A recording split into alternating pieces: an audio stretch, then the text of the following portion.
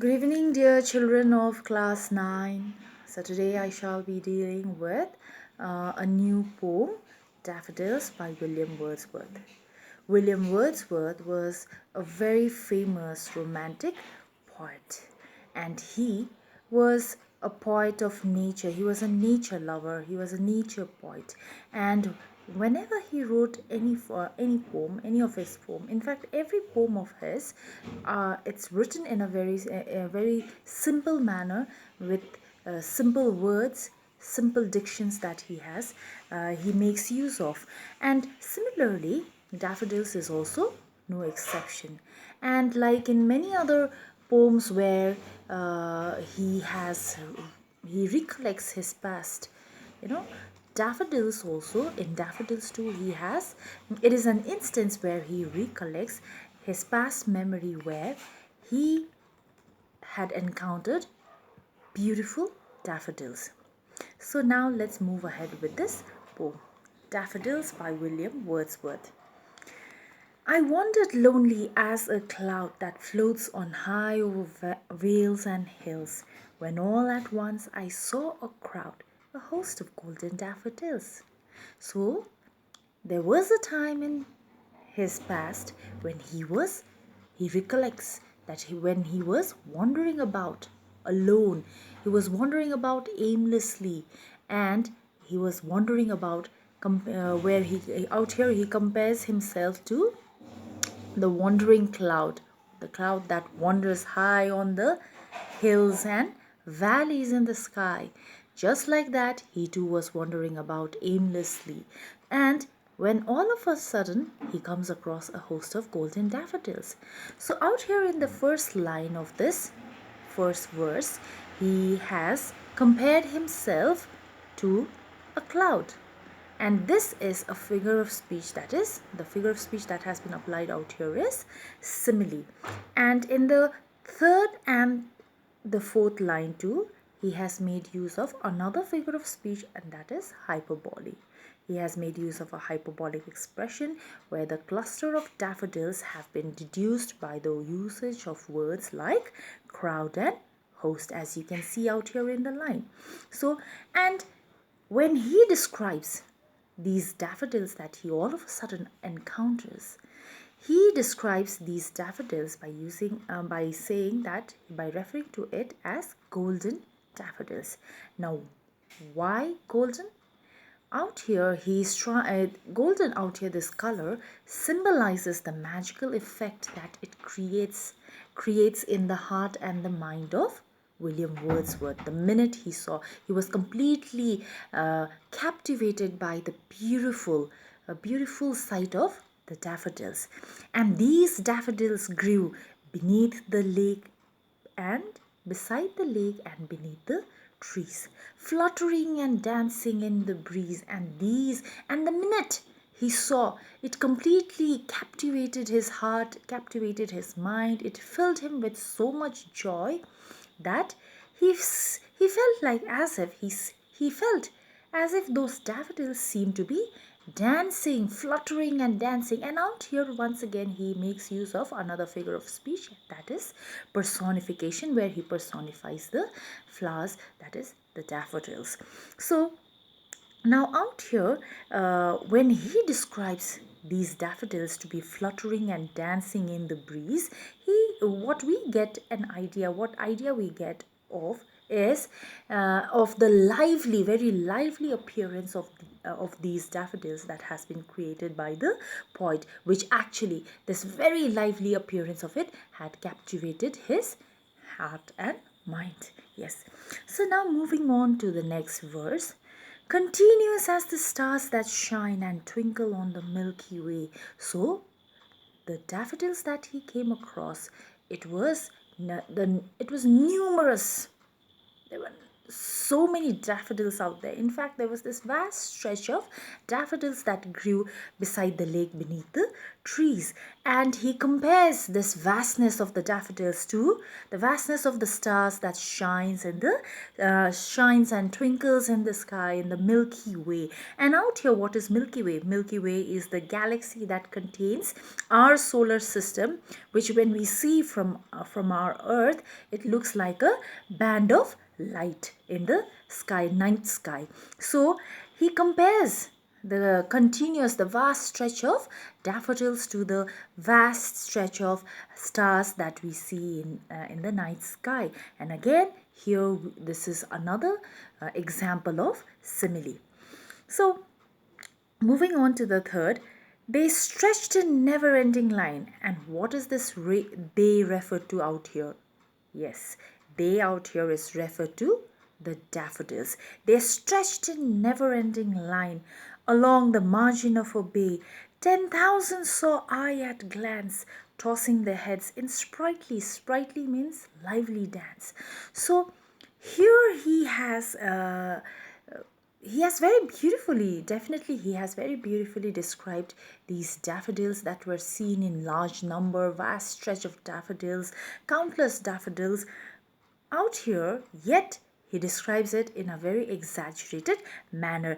He uses exaggeration to emphasize the large number of daffodils that he saw during his walk out there.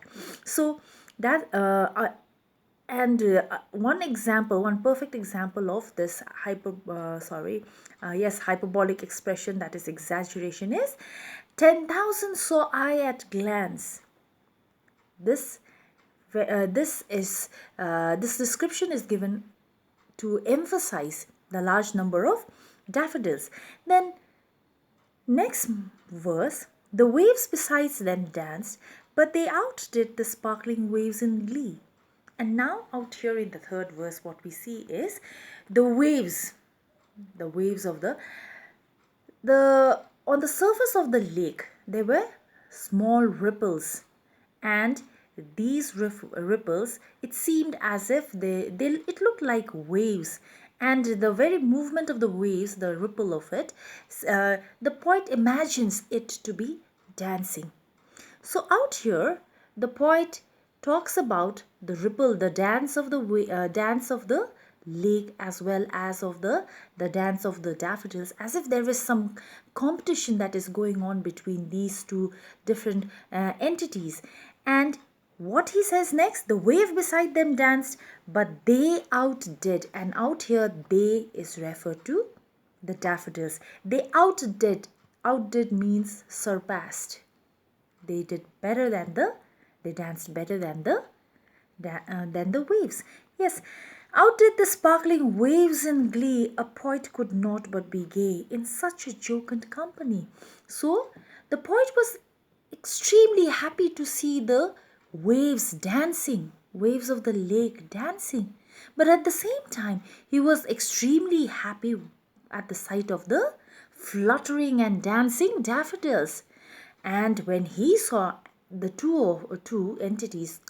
these two entities dancing, he felt that the dance of the daffodils surpassed the dance of the waves, and he felt, and that moment, immediately, instantly, he was filled with more happiness. And he says, and his mood of happiness, his happy mood, is explained in the very next two lines. A poet could not but be gay in such a jocund company. Jocund company, that is the happy company of the daffodils. So the poet out here is in a very cheerful, the poet's mood has been described through these two lines. He is very cheerful and in a very happy mood. He is happy as he feels one with nature out here. So I gazed and gazed, but little thought what wealth the show to me had brought.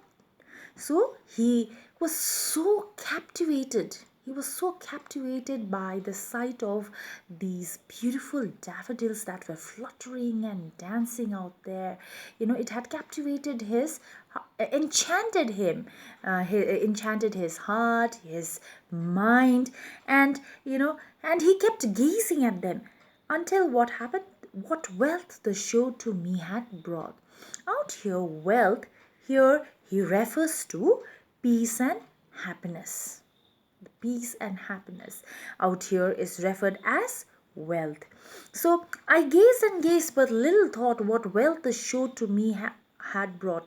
Show out here is referred to the fluttering of daffodils. So this very sight of daffodils had completely and captivated his heart. It had completely filled him with such happiness that he could not have found any other better company than these daffodils. The happy company, jocund company, that he refers to it as. So, moving on to the last verse. For oft when on my couch I lie, in vacant or in pensive mood, they flash upon that inward eye, which is the bliss of solitude. So, as I had already told you that this is one recollection of Wordsworth's past, he says that later, even after many years, after having encountered with the daffodils, even after many years, whenever he would sit on his couch, whenever he would be in a very thoughtful mood, in a very pensive, in a very thoughtful mood, or in a vacant mood, sitting idly, at that point of time, he would recollect. Immediately, his inward eye would help him, enable him to imagine that the flash of that memory that he had with that daffodils, that experience that he had with the daffodils, the image of those daffodils immediately flash upon in his inward eye. And the minute that happens, he would forget about all his pensiveness, he would forget about all his sadness, he would forget about everything, and immediately he would be transported once again to that very experience that he earlier, many years ago, he had experienced. And immediately he feels so happy, and that happiness is no different from that first happiness that he received received when he first experienced his happiness with that daffodils. So that is what he says. And this happens not just once, not just twice, but often it used to happen whenever he would recollect, whenever he would feel bad, whenever he would feel sad, whenever he was in a very thoughtful mood.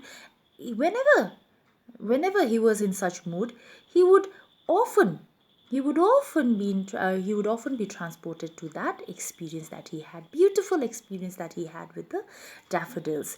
So they flash upon, they out here is referred to the memory, memory of his daffodils, the experience, the wonderful experience that he had, which were a memorable experience, in fact, that he had with the daffodils, upon the inward eye, the eye of the soul, that helps him to imagine, that helps him to transport himself to that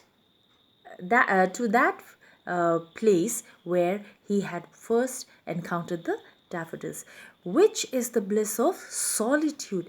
And then my heart with pleasure feels and dances with the daffodils. So the bliss of solitude out here implies that this solitude is pleasant, because during his such moments of solitude, it was during such moments only he would receive the opportunity to recollect and re-experience the beautiful experience that he had with the daffodils. And immediately, whenever he would have such kind of recollection, immediately he would be transported to that place with the daffodils, and he would immediately experience pleasure, happiness. His heart would be filled with happiness, extreme happiness, and his heart would also dance along with the daffodils. So out here in this last verse, what we see is he has shown nature as nature having a healing power, from healing him from all forms of present worries and whims. That is what we see out here. So with this, we finish this wonderful poem of Daffodils, and in the next session, what we shall be doing is I shall be forwarding you all the home assignments in your respective groups by your respective class teachers. So that is all we have for now. Thank you very much.